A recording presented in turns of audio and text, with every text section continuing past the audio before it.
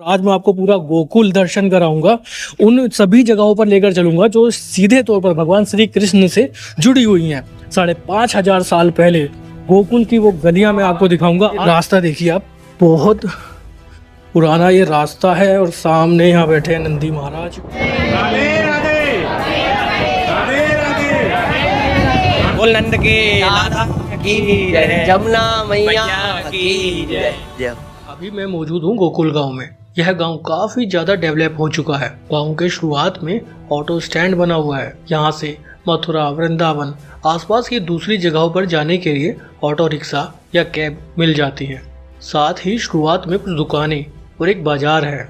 खान पान के लिए छोटे बड़े कई तरह के रेस्टोरेंट और ढाबे बने हुए हैं। अब मैं आपको गोकुल गांव का पहला दर्शनीय स्थल दिखाता हूँ। यह है पतित पावन कुंड। इस कुंड के बारे में बताया जाता है कि ये कृष्ण जी के जमाने का कुंड है। यहाँ पर माता यशोदा कपड़े धोने आया करती थी। आने वाले श्रद्धालुओं के लिए ये एक दर्शनीय स्थल बन चुका है। चलिए आगे चलते हैं। इस गांव में हमेशा ऐसी ही भीड़ रहती है। लाखों की संख्या में श्रद्धालु यहाँ दर्शन करने आते हैं। लेकिन इस गांव में दर्शन करते समय आपको कुछ बातों का ध्यान रखना होगा। वीडियो को आप पूरा देखिए, मैं आपको सारी बातें बताऊंगा। ये जो द्वार आप देख रहे हैं, इस द्वार के बारे में बताया जाता है कि ये गोकुल गांव का प्रथम द्वार है। यहीं से गोकुल गांव की शुरुआत होती है। कोई मंदिर का दान से गायों का पालन चले। बोलो गौ माता की जय। चलिए आगे चलते हैं। आगे का रोड थोड़ा संकरा है। रोड की चौड़ाई काफी कम है। आसपास में वही पुराने पुराने घर बने हुए हैं। बीच बीच में जगह जगह पर बहुत सी दुकानें बनी हुई हैं। इन दुकानों पर कपड़े, प्रसाद और भी बहुत सी चीजें मिल जाती हैं। अब मैं आपको दूसरा दर्शनीय स्थल दिखाता हूँ। यह मंदिर दर्शनेश्वर महादेव मंदिर है। बताया जाता है कि यहाँ पर भगवान शिव ने रुककर प्रतीक्षा की थी कृष्ण जी के बाल रूप के दर्शन करने के लिए। अब यहाँ एक मंदिर का निर्माण हो चुका है। बाजार में आगे चलते हैं तो गोकुल की इन पतले पतले रास्तों से होते हुए हम एक और गेट के पास पहुँचते हैं। यहाँ पर एक और द्वार है। थोड़ी सी सीढ़ियाँ चढ़कर ऊपर जाते हैं तो काफी बड़ा बाजार दिखाई देता है। एक पेड़ के नीचे यहाँ एक मंदिर बना हुआ है जिसे चंद्रावली मंदिर के नाम से जाना जाता है। यहाँ इस मंदिर में एक हिस्सा ऐसा है जिसके बारे में बताया जाता है कि ये वही हिस्सा है। इस हिस्से में जो मिट्टी है ये भगवान श्री कृष्ण के समय की है। कहते हैं कि इस मिट्टी का तिलक लगा के हमें यात्रा पर आगे जाना चाहिए। थोड़ा आगे आते हैं तो यहाँ पर एक नंद भवन नाम से एक और मंदिर बना हुआ है। सामने गौशाला है। गौशाला की बात करें तो इस गोकुल गांव में कई सारी अलग अलग गौशालाएं बनी हुई हैं। पूरे गांव में हजारों की संख्या में गायें हैं। चलिए आगे चलते हैं। इस रास्ते पर जब आगे चलते हैं तो हम पहुंचते हैं गोकुल के उन्हीं पुराने पुराने रास्तों पर, उन्हीं पतली पतली गलियों में। गई हैं वो पतली पतली गलियां, वो पतले पतले रास्ते जहां कृष्ण जी बचपन में घूमा करते थे।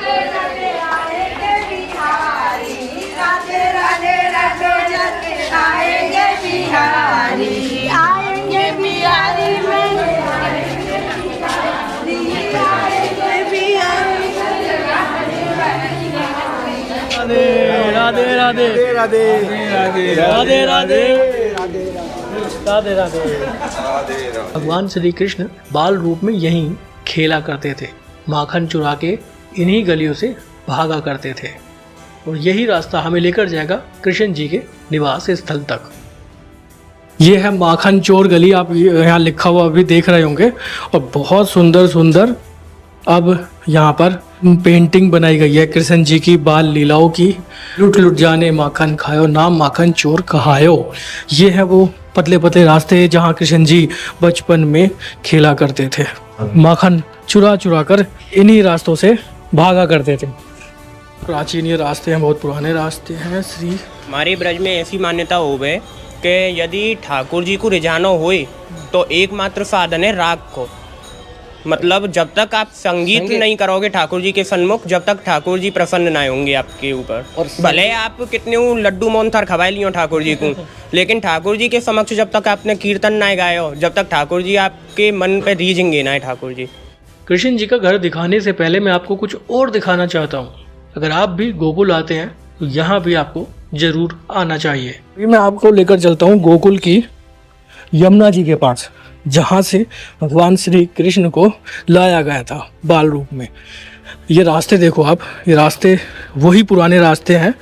हालांकि 5,500 साल में काफ़ी बदलाव आया होगा, जाहिर सी बात है, लेकिन ये भूमि, ये जगह वही है। घर आज भी यहाँ पर काफ़ी पुराने मौजूद हैं और कुछ जंगल, कुछ झाड़ियाँ तो ऐसी हैं जिन्हें देखकर ही लग रहा है कि ये काफ़ी ज़्यादा पुरानी है।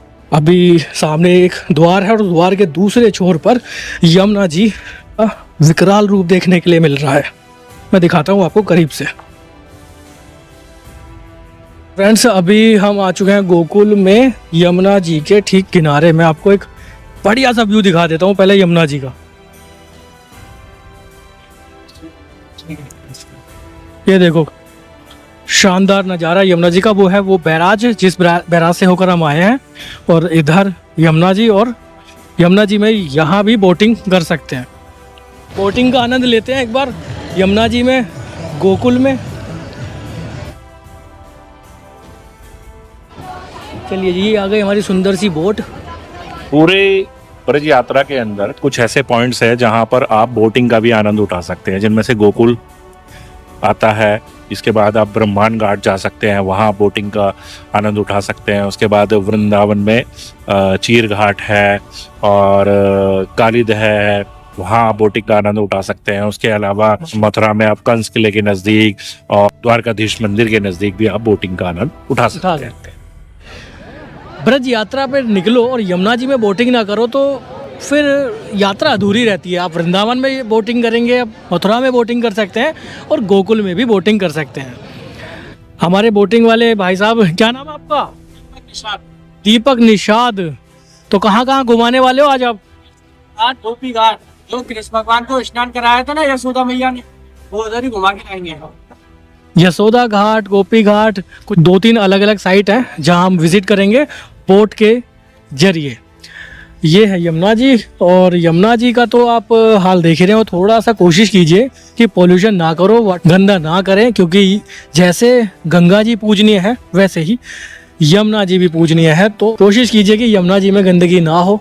बाकी हम सरकार से भी यही अपील करेंगे कि गंगा जी की तरह ही यमुना जी को भी शुद्ध कराने के लिए कुछ ना कुछ एक छोटी सी मुहिम जरूर चलाए, और आप लोग भी कोशिश कीजिए कि यहाँ पोल्यूशन ना हो। हमारी बोट जो है वो बहुत सुंदर है, बहुत अच्छी मेंटेन कर रखी है बोट है। ये देखो भैया, सामने आ गया यशोदा गोपी घाट है, जो कृष्ण भगवान को स्नान कराया था ना फर्स्ट टाइम। अच्छा, उधर ही कराया था।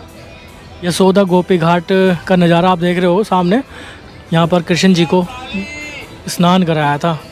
ये नज़ारे देखो आप, गोकुल के यमुना जी की बोटिंग करते हुए मैं नज़ारे दिखा रहा हूँ।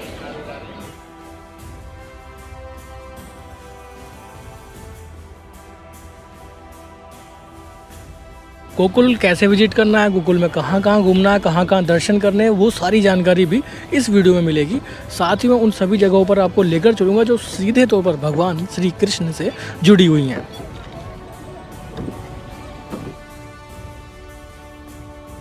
तो फ्रेंड्स, ये हुई हमारी गोकुल में यमुना जी के अंदर बोटिंग। आप भी यहाँ आने के बाद नाव में बैठकर कुछ खूबसूरत समय बिता सकते हैं, आसपास के खूबसूरत नज़ारे देख सकते हैं। इसमें गोपी घाट, यशोदा घाट आप देख पाएंगे। 150 रुपये पर्सनल बोट में चार्ज लिया जाता है। शेयरिंग में 20 से 30 रुपये लेते हैं, जिसमें काफ़ी सारे लोग एक साथ बड़ी बोट में बैठ जाते हैं। शेयरिंग वाली है। हाँ, शेयरिंग बोट कुछ इस तरह की होती है, मैं दिखा देता हूँ। यह है यमुना जी का मंदिर, प्राचीन मंदिर है। यहाँ पर यमुना जी की आरती का आयोजन होता है सुबह में और शाम के वक्त आना चाहिए। चलिए, अब मैं आपको लेकर चलता हूँ कृष्ण जी के घर, जिसे गोकुल में नंद महल के नाम से जाना जाता है। गोकुल के वही पुराने रास्ते हैं, संकरे संकरे रोड, दोनों साइड में पुराने घर मौजूद हैं। इन पतले पतले रास्तों में गोकुल की कुंज गलियों में श्रद्धालुओं की भीड़ लगी रहती है। यहाँ पूरे साल कई लाख की संख्या में श्रद्धालु दर्शन के लिए आते हैं। चोर गली, दान गली, बहुत सारी छोटी छोटी गलियां हैं गोकुल में, जहाँ पर भगवान श्री कृष्ण बचपन में खेलते थे, बचपन बिताया था कृष्ण जी ने। यहाँ पर इन गलियों में यमुना किनारे खेला करते थे। राधे राधे राधे राधे राधे राधे राधे राधे राधे राधे राधे राधे राधे राधे राधे राधे जपे जाओ। राधे राधे।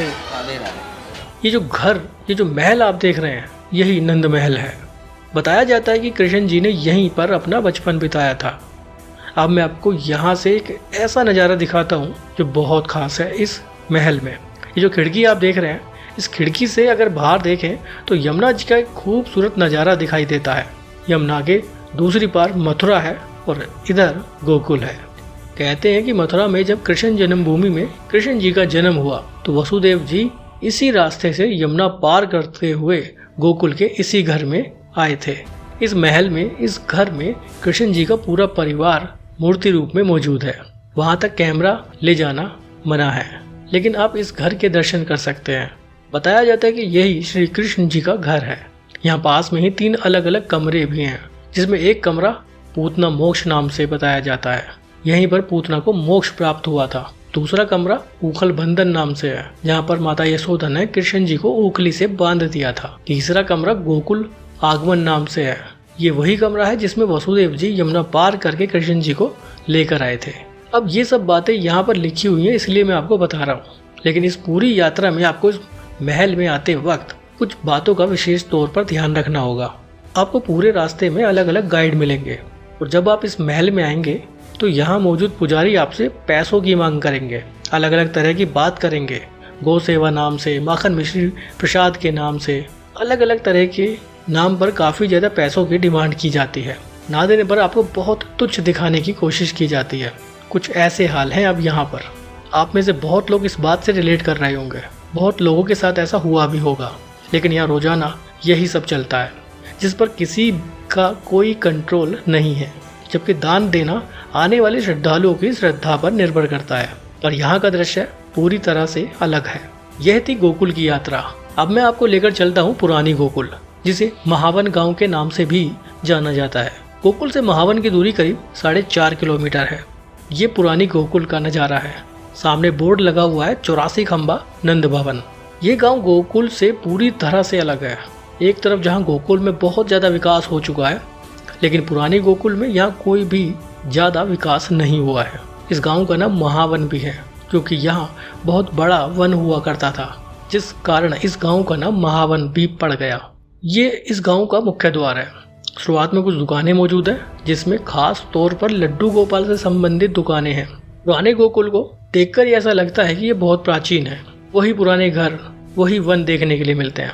इन्हीं वन के नाम पर इस गांव का नाम महावन पड़ा। वैसे इस गांव को पुरानी गोकुल के नाम से भी जाना जाता है। चलिए आगे चलते हैं। अभी फ्रेंड्स हम आ गए हैं महावन गांव, जहां पर है 84 खंबे का मंदिर। ये जगह भी बहुत फेमस है। हालांकि हम गोकुल गए, वहाँ भी हमने नंद महल देखा। यहाँ पर नंद भवन है, 84 खंबा मंदिर है। वहाँ भी दावा किया जाता है कि वो कृष्ण जी का गांव है। यहाँ भी दावा किया जाता है कि ये कृष्ण जी का गांव है। तो बड़ी असमंजस की स्थिति बन जाती है इस गांव में और उस गांव में। दोनों जगह के पंडित पुरोहित यही बोलते हैं कि वो वही असली गांव है। अब ये है असली या वो है, ये नहीं कह सकते। मैं दोनों जगह के दर्शन आपको करा रहा हूँ। यहाँ मैं देख पा रहा हूँ कि यहाँ काफ़ी सारी गायें मौजूद हैं। आप चाहें तो यहाँ से चारा खरीद कर इन गाय को भी खिला सकते हैं। बहुत पुण्य का काम माना जाता है यहाँ पर।